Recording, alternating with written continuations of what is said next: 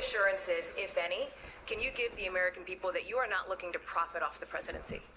Well, I'll tell you what, I've spent, and I think I will, in a combination of loss and opportunity. Probably it'll cost me anywhere from $3 to $5 billion to be president. And the only thing I care about is this country. Couldn't care less, otherwise I wouldn't have done it. People have asked me, what do you think it costs? And between opportunity, not doing things, I used to get a lot of money to make speeches. Now I give speeches all the time. You know what I get? Zippo, and that's good. And I did a lot of great jobs and great deals that I don't do anymore, and I don't want to do them because the deals I'm making are great deals for the country, and that's to me much more. So here was Trump about a year ago talking about how he's just lost so much money so far during his presidency. And it's just the altruistic nature of his heart that he keeps fighting on for the American people, yada, yada, yada. And that's kind of what I want to focus on today on the Catching Up episode here is Trump's finances. And has he actually drained the swamp and fought for the American people? Or has he built his brand and actually made money out of his presidency? Hey everybody, Alex Kapitko here on the Tonic Accord. Just a quick catching up before the weekend here. And I'm just going to get right to it. So today, big surprise to many, not, but I want to talk about President Trump, who is probably, most likely, I give it a 99.99% chance that he's going to be out of the White House pretty soon. And I know that I talk about Trump a lot, but there's just so much there. And I'm going to continue to focus on his hypocrisy because I think that's kind of what matters here. I think trying to continuously highlight his hypocrisy is, maybe one of the only ways to try to deprogram some of his worst conspiracies and tendencies. And so today in this Catching Up, I'm just going to take a magnifying glass to his hypocritical campaign slogan, which is drain the swamp. And, to be honest, it's a good saying if you want to put it on a bumper sticker. It sticks and it addresses, serious concerns. I think a lot of people are sick of this revolving door in Washington between lobbyists, politicians, corporations, corporate interests, right? People are sick of that. So drain the swamp has a ring to it. But ironically, Trump's kind of done a bipartisan job of bringing in swamp creatures. I mean, Steve Mnuchin is technically a Democrat, but he's definitely a swamp creature. Goldman Sachs, uber rich, out of touch with what actually normal Americans want. Gary Cohn at the beginning, swamp creature. So Trump's done a good job of bringing in swamp rats from every side of the aisle, but I think it was actually Bill Maher, maybe about a year ago, who summed it up well. And he said that Trump hasn't drained the swamp, but he's swamped the drain. And I completely agree with it. So I kind of want to touch on a couple things here. First is the news report that came out, I think on December 1st, that talks about how the Trump campaign raised over $170 million appealing on false election claims from November 3rd to now, which is pretty insane if you really think about it. Okay, so this is pretty interesting. It's somewhat remarkable, somewhat nefarious, and kind of just crazy and understandable all at the same time. So it's just kind of a nut job sandwich here. But since Election Day, which was November 3rd, Trump's campaign has brought in $170 million, basically appealing to small donors, voters that, love the president, and basically telling these people, donate because we are fighting these election results. And Trump's campaign has used misleading disinformation to appeal to their voters to give money to the campaign to fight this. And, we've been seeing this with Rudy Giuliani out there, spewing just nonsense. Trump, yesterday did that, 45-minute Facebook video talking about this. So a lot of his voters are seeing this stuff and they want to get involved. And I think the crazier part is that this $170 million that was raised pretty much just in November, we could say, actually was more than Trump's campaign made in the second quarter of 2020. So it's reported that in the second quarter of 2020, Trump's campaign brought in $125 million to the Make America Great Again committee. That's less than they made just in November challenging the election. That tells me kind of a lot about this campaign. It tells me a lot about the voters. It tells me a lot of kind of where the country's at right now. But it is fascinating that Trump's campaign has brought in more money now after the election than the lead up to the election. I don't know.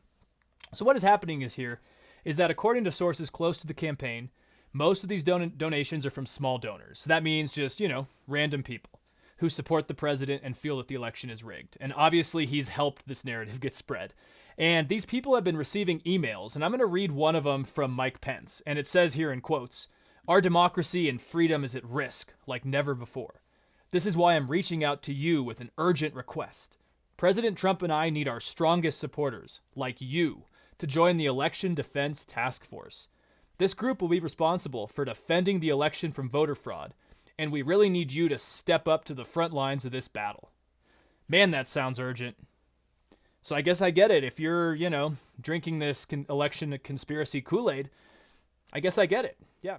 So this gets interesting because I guess right here, right now, this just seems like they're appealing to, their base during, I guess, the aftermath of an election, which still hasn't been officially finalized. So that part makes sense. But here's where it gets even crazier. So according to the reports that are out, the donations are supposed to be going to the official election defense fund, which, as the name is, to fight the integrity of the election, all this stuff. And Trump's campaign website, just touts this idea. But I guess the problem here is that this fund doesn't exist. The fundraising requests here are being made by the Trump Make America Great Again Committee, which is a joint fundraising effort of the Trump campaign and the Republican National Committee. So it is going somewhere, but it's not going to this election defense fund as it's being touted, which is kind of interesting. And so, kind of to speed this up, I have two moral obligations here. And both of them are kind of just destroyed by this action. I don't even know what you would really call this, but many Americans can't afford to do this right now. We're in a pandemic that has been handled poorly economically and just public health wise. And there's average Americans who probably are struggling to make ends meet who are being lied into putting money into this. And I'm all for freedom of expression and having spending power to do what you want. But this is crazy. Trump is exploiting people's pocketbooks, when he knows that there's no way to victory. And now the money's not even going to where his campaign's saying it's going towards. And, one of the people that's giving to this campaign is a Harold Burnham. And he's a 78-year-old retiree in Maine. And this is coming from the Washington Post. And he's given to Trump's campaign multiple times in small amounts. And he's also said that 12 members of his family have also given numerous amounts to this election defense fund. And this is a guy who's on a pension. He's retired. I don't know. Just seems kind of crazy. And now my other big issue with this is that Trump's campaign is pocketing this money. The election is definitely over and his lawsuits are running out and January's coming. Where's the money going to go? He has $170 million now raised over the last month. What's going to happen to that? And I think technically from what I've gathered, he can use this for personal reasons, but there are limits. I've seen people online say that Trump can use this for basically anything. That's not true. According to what official PACs like this do, the money collected can't be used directly for Trump's personal campaign purposes, but there's really few other restrictions other than that. So people have been known to use this type of money for stuff like private events at Trump properties, or finance his travel or personal expenses. I don't know how that's allowed when the other stuff isn't, but that's how it is. And so Trump could technically pocket this money. And that is concerning. And I think that's just morally abhorrent, but it's not really surprising. Now, there is an interesting takeaway, I guess we could call it, from that 78-year-old veteran who said he's donated on a multitude of occasions to this election challenging fund. And he basically thinks, or he hopes, that this money will actually go towards Trump's campaign in 2024 or another Republican in 2024 who's better than Trump.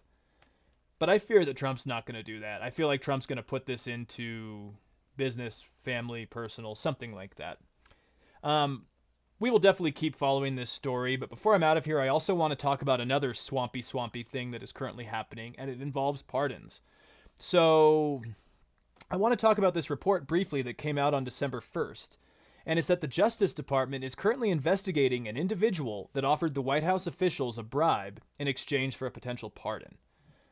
I do think we need to make this clear that there was a lot of information redacted from these documents, so it really is too early to draw any conclusions or to really understand clearly if this was nefarious on the campaign or the administration side, or if this was just a convict with an attorney trying to do something. It's really hard to tell. And the problem is, though, the example of this is that there is a passage here in the text that shows that a lawyer for the individual who wanted the pardon had been in contact with the White House. So yeah, contact happens, right? So you could say, okay, this could either mean that there is nefarious activity going on where the White House is working to get money and actually pardon this guy, and they're working with his legal team, or the legal team is just communicating with the White House on the conviction, right? And both of those could be very different. So right now, we just don't know. The Justice Department is investigating this. It doesn't mean that it's actually official that there's collusion. You know, sources like CNN really made this some groundbreaking, breaking news, but, you know, it's just not there yet. I feel like the media may be jumping onto something related to pardons right now, and that's probably because Trump did pardon Michael Flynn. I think it was last week, or it was on Thanksgiving, yeah. And that is even after Trump back in, I think it was 2017, said that Flynn did lie to the FBI and the vice president, because he actually was comparing Hillary Clinton lying to the FBI and saying, how come Michael Flynn gets in trouble for doing it? Which is kind of a half-assed admission, but it's interesting. And I actually just want to play that really quick, so let's take a look. I think it's very, very unfair what's happened to General Flynn, the way he was treated. Mike Flynn is a fine person, and I asked for his resignation. He respectfully gave it. We fired him because he said something to the vice president that was not so. Hillary Clinton lied many times to the FBI. Nothing happened to her. Flynn lied, and they destroyed his life. I just like that because I think it shows that Trump lies, exaggerates, and goes in circles with his logic so often that eventually it backfires. You know, because he's just caught up in so many different bubbles. It's kind of like this with the election. You know, in Arizona, they're like, you know, count the vote. In Michigan, they're like, stop the vote. You know, like it's just this circular logic that seems to backfire and kind of collapse on itself. The last thing I do want to say is that, you know, the New York Times has also reported that Trump wants to potentially pardon Rudy Giuliani, who's definitely in some hot water, done some weird things. His hair melts. He farted on TV last night, I think. He's just in a whole lot of chaos. Yeah, I don't even know what to really say there. Also, there's rumors that Trump is talking about pardoning family members because he's afraid that the Biden administration might prosecute them. I don't think that's going to happen personally, just because it would kind of set a dangerous precedent. And this country has so much to deal with, you know, pandemic, economy, healing, just partisan anger, civil unrest, you know, rioting. I mean, there's so many other things. I don't think we should focus on Trump. I think maybe some progressives, the kind of AOC-leaning progressives, might want to. The same ones that wanted to keep a list. But I don't think it's smart. And I don't think they're going to do it. I don't think pragmatic people in Biden's team, I don't think that's their first priority. Also, you know, there's talk that, oh, what if Trump pardons himself? Honestly, it wouldn't do very much. Even if, say, Trump stepped down and Mike Pence pardoned Trump, kind of like Gerald Ford did with Richard Nixon. Pardoning only excuses you from federal crimes, and the Southern District of New York is really after Trump. So I don't know. It's really going to be interesting. I wonder if Trump tries to just kind of go off and deal with all this, or if he tries to stay relevant because he knows all this is pending. I really don't know.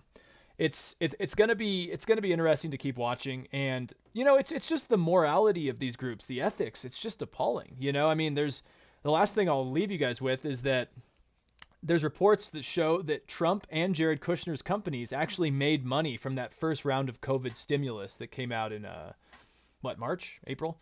And, the Independent reports that Trump and Jared Kushner both made like $3.6 million each in PPP loan money that was supposed to go to small businesses.